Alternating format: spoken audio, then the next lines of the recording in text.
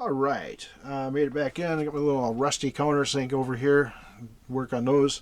A little piece of sandpaper here to clean up where that little burr was on the corner. I can't even see. There it is, right there. Just clean that up just a little bit, about like that. That's a little round it over a little.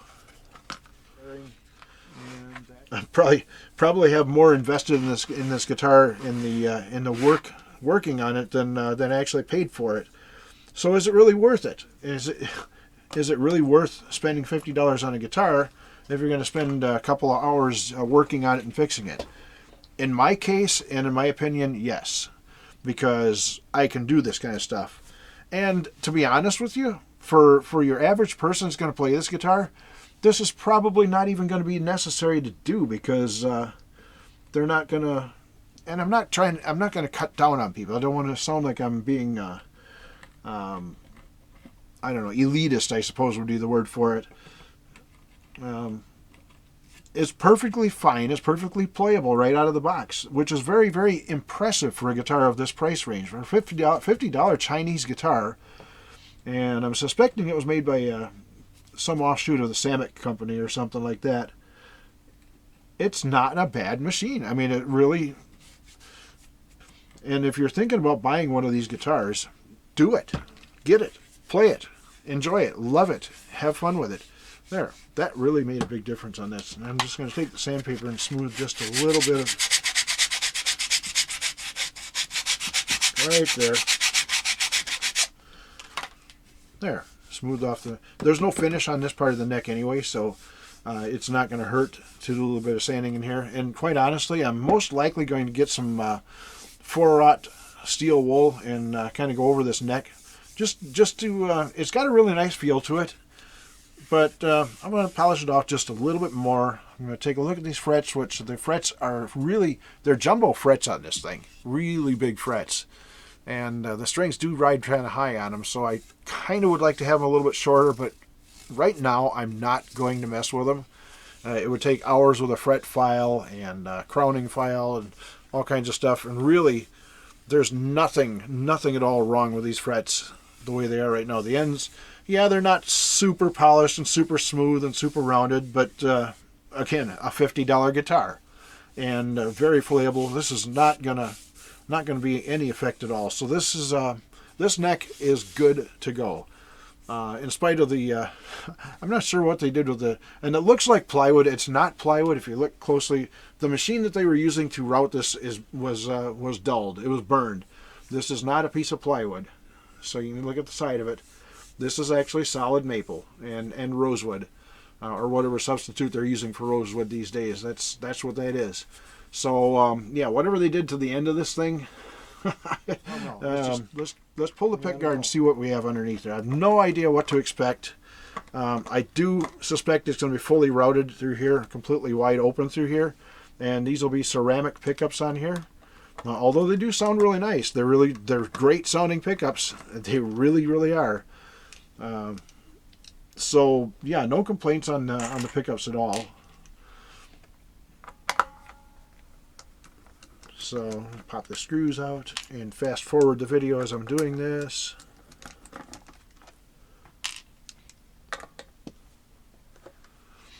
Okay, all the screws are out. Now it's time for the big reveal.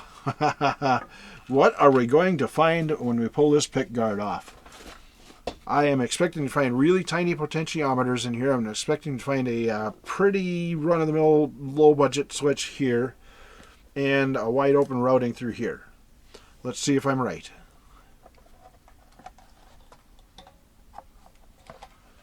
And a ground wire. Oh boy, they really didn't do a very good job of cleaning this up. This we will take care of. And the ground wire. Flip this over, and there's the ceramic pickups. Like I was telling you, the difference between the Alnico and the ceramics. There we go. Flip it over so you guys can actually see on the G30. So one solid magnet across the bottom of these. And this is what I'm talking about, the switch being very low budget switch. not much there, and the potentiometers are pretty small. Soldering is, it's kind of okay. Looks like a decent caps on there for the tone controls though. fairly decent on that. Not bad, but this switch, yeah, it's that is going to fail. That's going to actually get replaced. And I was wrong about the routing on this. They actually routed individually for the pickups. And if I ever wanted to put double coil humbuckers in here, I can, because it's routed out for the humbuckers, which is actually pretty cool. As far as the pickups, I'm not going to change them all, but I do want to show you the difference between these ceramic style pickups and the difference between these ceramic pickups. Now, you might think there's something missing off of these pickups. And there's not anything missing off of these. I'm just going to pull one out and show you the difference. And I guarantee these are heavier. What's going on here is each one of these round things on here, each one of these pole pieces is actually a magnet. That's an Alnico magnet, north-south on it. And each one of those is an individual magnet. So on this one here, this has got the north-south orientation going this direction on the magnet. There's one magnet going across there, and each one of these pole pieces is actually not a magnet. That's actually just part of a steel rod that goes through there. So it's not a bad setup. It's, you know, there's billions of pickups like this all over the world. This is just a better design. But these pickups sound terrific the way they are. I want to check out these bridge screws. If they are what I think they are, then I'm going to have some have to replace them with some genuine Fender screws. I have a lot of Fender parts for a non-Fender guitar, but I just want to pull one of these screws out just to check it out. And if it is what I think it is, and I'll show you guys when I get it out, then they will definitely get replaced. And once again, I was wrong about the screws. These actually do have the shoulder on them. This little shoulder right through here. A lot of times on these imitation Strat copies, they have the threads that cut and go all the way up to the top of it. That's a binding point for the bridge. Like, it catches on the edge of those, and it will never seat properly if you have them like that. So I'm going to stop the cameras for a little bit to take this all apart and see what else we can get off to, because we got to take the back side of that off anyway to fix where that claw is. But I'm going to need a couple more tools out here to get to work on fixing all this stuff up. All right. You see I've got a little different set of tools out here now. I've got the soldering kit sitting over here. And I'm running over a few ideas in my mind here. And I'm thinking that the bridge screws on here, I pulled out the fender screws here. And these things are so much beefier than what was in there. If you can see it inside the package there or not. But comparing these to what is in here, I think I'm going to switch them out. I've got these screws. I might as well use them, and we'll do it that way. So before I can really do anything on the back side of this, and probably should have started that before I pulled the pick guard off, but I'm going to desolder a lot of stuff. The ground wire is going to come off, pull this off, and pull this jack plate out, and get it done that way. So I've got the soldering iron warming up, and this switch... I'm going to actually have to look up some wiring diagrams for the switch on here. And we are up to temp just like that on the switch. Or on the soldering iron, I mean. It's a switch. Good grief. And I'm going to get this good and hot. Good and heated up here.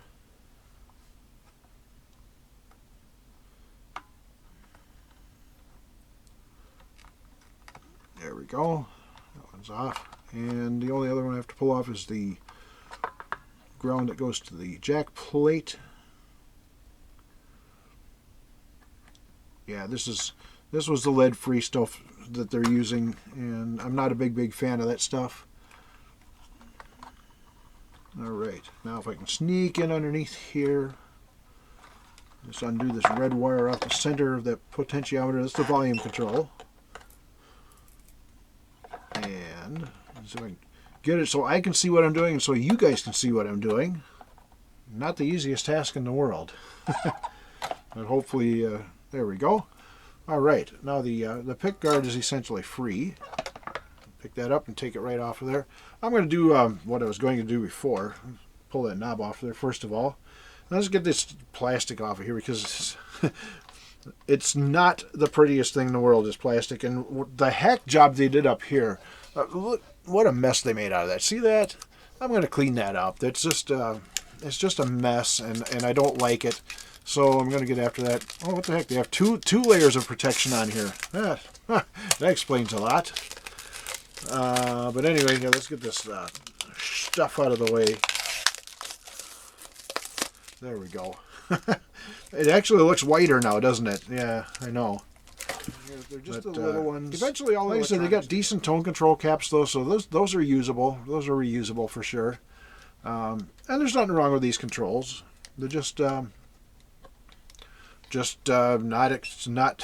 not the best. So as far as this switch here, it's going to go in there like this. Oh, my soldering iron is getting to go into, there it goes. My soldering iron just went into standby mode, so that's what that beeping was about, and made proper. Now what I do want to do before I get too carried away here is I'm going to take one of those other pick guards that we looked at the other night and see how it looks on here. Now that I can actually set it on the guitar itself. Boy, look at all the fingerprints all over this thing. Here's a mess. So I have these two here, and let's try the gray one first.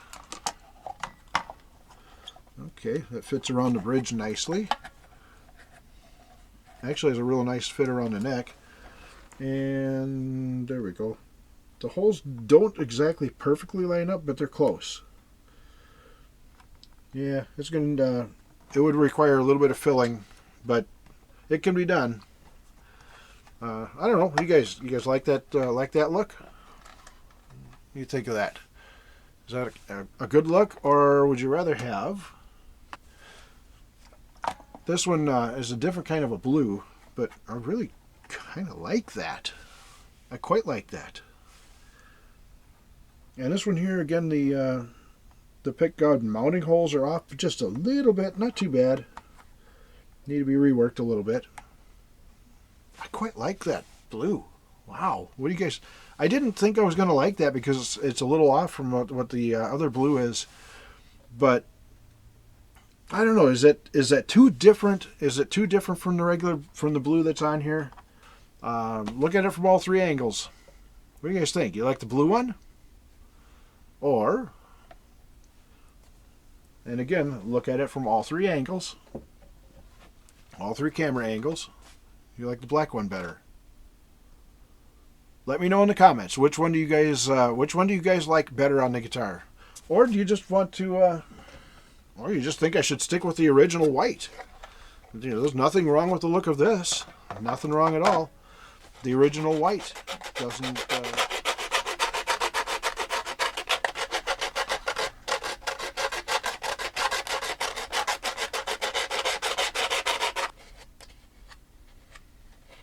I think that looks a little bit better. What do you guys think? I think it doesn't look quite as hacked looking, does it?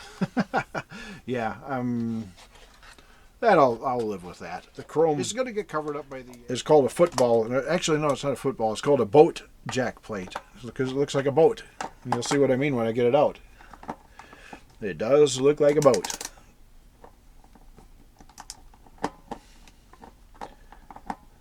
There we go. All right, we'll add this screw to our collection of screws in here, which is a growing collection. I'm going to pull this out, and these wires, of course, are the ones we detached from the pick guard. I'm just going to pull them right back up out of there like that. And you see it. That's why it looks like why it's called a boat. It looks quite like a boat. It's a boat jack plate. And the ground wire, I'm going to pull that back out the other side. So let's get to the other side now. And I promise I'll clean this all up. I'll get all this polishing rouge out of here. Get that cleaned up, wiped down, polished up a little bit.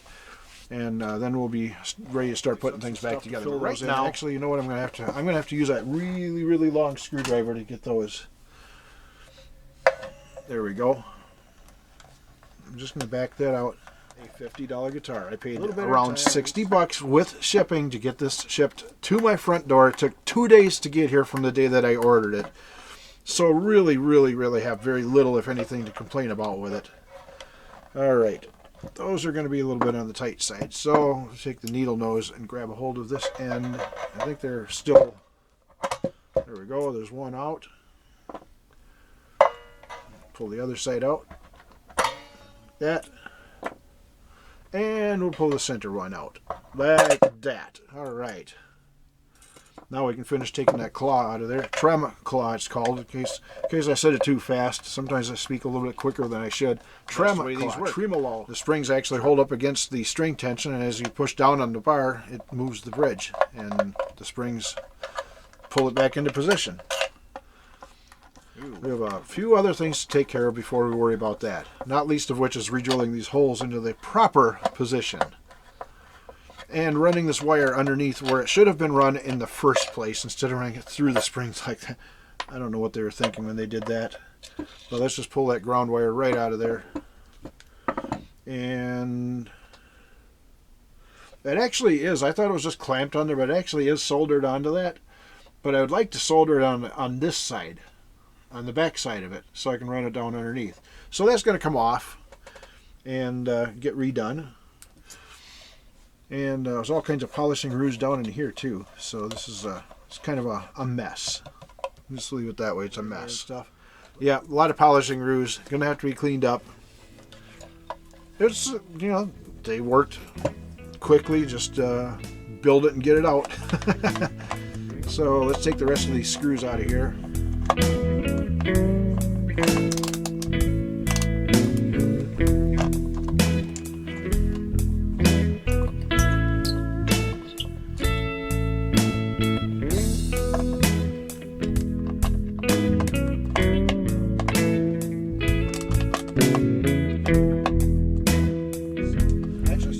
Complete teardown of the fenders, or the Stratocaster copy there. There it is. It is completely tore down, and yeah, this bridge is pretty.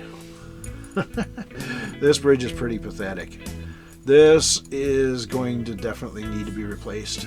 That little block on there, pot metal. Looks like Fender's going to get another call from me in the morning to get a new bridge coming. In the meantime, this will serve its purpose well. It'll work. I've got a string. I got some stuff in here, clean this thing up, and then we'll take it to the next phase. In the meantime, this is the end for this video. It's been going on plenty long enough, so yeah, the Stratocaster copy, the Strat copy, some minor issues, and again, like I said, not a big deal. Easy fixes, real easy fixes, and we'll get on with it. Get this thing cleaned up, start putting it back together in the next part. So thanks for watching. We'll talk to you again soon. And until we talk again, whatever it is in life you do, keep on doing what it is you do.